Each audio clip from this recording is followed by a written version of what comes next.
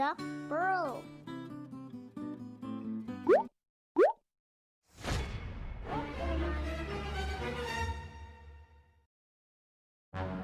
It's looking for its family, swimming around.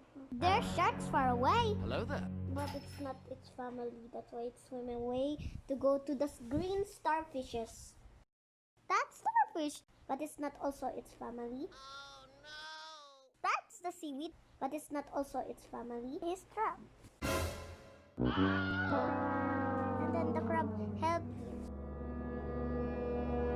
He fall down.